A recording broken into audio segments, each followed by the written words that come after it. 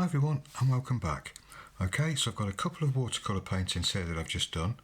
They've both been copied from a Victorian artist called Helen Allingham.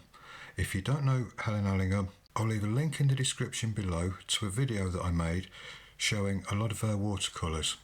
Her style is amazing. The details and the textures that she gets are just mind-blowing.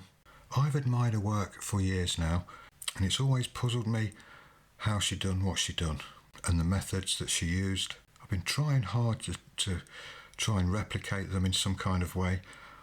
I certainly can't do Helen's style, but I've kind of been experimenting with my own style.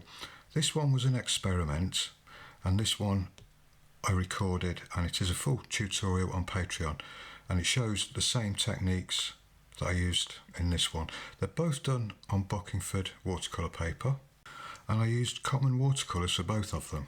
So I've been trying out a few new ideas with watercolours, a few new approaches and everything, and it's all sort of starting to come together bit by bit.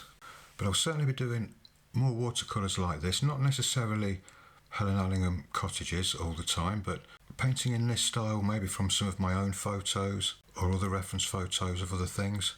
But I must admit, I really do enjoy painting in this, shall we say, tight watercolour style. I mean, it's not loose, is it?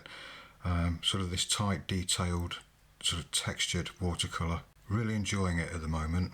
So what I'll do, I'll show you a few clips of the painting process for this one. Like I say, it's a full tutorial, all in real time, no adverts or anything like that, over on my Patreon channel if you want to check it out. So, hope you enjoy.